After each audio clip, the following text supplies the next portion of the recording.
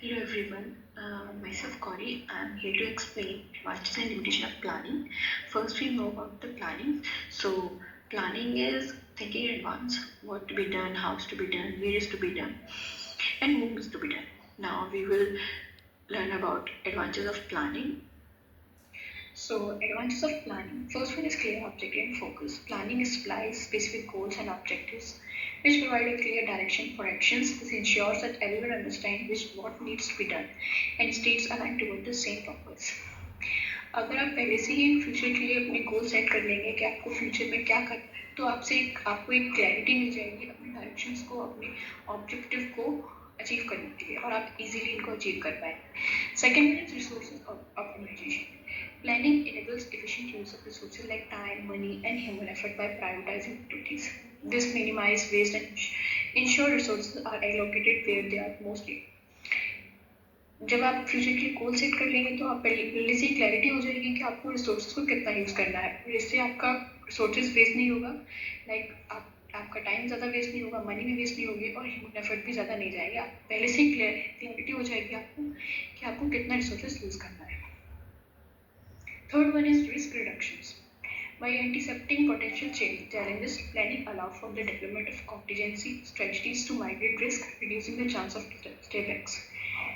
आप कोई भी प्लान करते हैं फ्यूचर में तो ऐसा नहीं है कि आपको रिस्क नहीं होगा, रिस्क हो बट आप उनके लिए पहले से स्ट्रेटजीज बना लेंगे, सेटबैक्स तैयार कर लेंगे कि आप किस तरीके से आपको अपना बैकअप प्लान यूज़ करते हैं तो आपको इससे कोई प्रॉब्लम नहीं होगी. Fourth one is better coordination. Planning improves coordination and communicating amongst team members or department by setting goals. आप प्लानिंग इम्प्रूव करता है आपका कोऑर्डिनेशन को, आपकी कम्युनिकेशन स्किल्स को. जिस तरीके से अपने टीम मेंबर्स को और डिपार्टमेंट सप्लाइज करते हो, सेटिंग गोल्स करते हो, रिस्पॉन्सिबिलिटी बांटते हो तो ये कोऑर्डिनेशन बना देता है सबके बीच में. आप इजीली अपने गोल को अचीव कर पाते हो. Fifth one is improve decision making.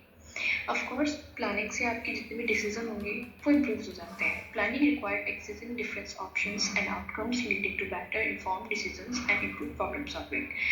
Planning से आप अच्छा डिसीजन ले पाओगे.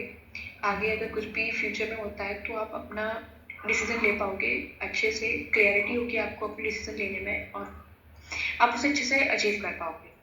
Performance tracking. Then a well-structured plan includes milestones and metrics, allowing for regular progress assessment, making it easier to identify issue early and adjust strategy if needed. अगर आपका well-defined structure है plan का तो इसमें आपके include होंगे milestone and matrix जो कि आपके रेगुलर प्रोग्रेस को असेसमेंट करेगा और आपको इजीली होगा जो आपको आप आइडेंटिफाई कर पाओगे अपने अर्ली और एडजस्ट कर पाओगे अपनी स्ट्रेटजीज को अगर वो नीडेड है. Increased motivations and mobility. With clear goals and expectations, team members are more motivated to achieve objective. अगर आपको clear objective है, goal set है, तो आपके जितने भी members होंगे वो motivated रहेंगे और काम को achieve कर पाएंगे. And it provides them with a sense of purpose and interest. वो आसानी से उसको achieve कर पाएंगे. Eighth one is adaptability and flexibility. A structured plan can still be flexible.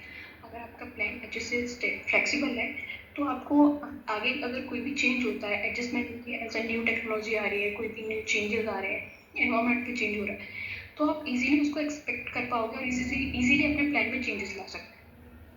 Limitation of planning. First one use cost when plans are drawn up. जब भी आप plan drawn करते हो तो उसके लिए बहुत सारे पैसे की जरूरत होती है क्योंकि आप एक ऑर्गेनाइजेशन में एक प्रोफेशनल को हायर करोगे जो कि आपके प्लान्स बनाएगा तो वो उस तरीके से पैसे भी चार्ज करेगा क्योंकि वो अपने एफर्ट्स डाल रहा है, टाइम दे रहा है तो उस तरीके से वो मनी भी चार्ज करता है. Second one is time consuming. Of course planning is time consuming क्योंकि एक दिन में तो प्लान कंप्लीट नहीं हो सकता. ये बहुत लेंथी प्रोसेस है क्योंकि ये काफ़ी सारे पॉइंट्स को रिवील करता है. लाइक आपको कोई भी आप इंफॉर्मेशन कलेक्ट करोगे, फिर उसे एनालाइज करोगे, देन कंपेयर करोगे, फिर एग्रीगेट करोगे, फिर उनमें से भी बेस्ट चुनोगे. तो ये बहुत ज़्यादा टाइम कंज्यूमिंग है, एक टाइम के साथ ही कंप्लीट हो पाता है. Third one is planning reduce creativity. Yes, planning आपकी रिड्यूस कर देता है क्रिएटिविटी को क्योंकि ये ऐसी एक्टिविटी है जो टॉप मैनेजमेंट करता है जो रेस्ट ऑफ द मेंबर्स होते हैं लाइक मिडिल लेवल और लोअर लेवल, ये फॉलो करते हैं आपके टॉप लेवल को। वो जो ऑर्डर देते हैं उनको फॉलो करते हैं, ना तो ये अपना पॉइंट ऑफ व्यू रख पाते हैं, ना ही अपने सजेशन दे पाते हैं। तो इस तरीके से इनकी जो अंदर के जो आम थॉट्स होते हैं और इनके जो अपने सजेशन होते हैं वो धीरे धीरे खत्म होते जाते हैं और उनकी क्रिएटिविटी बिल्कुल रिड्यूस हो जाती है। तो fourth one is dynamic environment. The business environment is dynamic, nothing is constant. Business environment है वो डायनेमिक है, यहाँ पे कुछ भी कांस्टेंट नहीं है।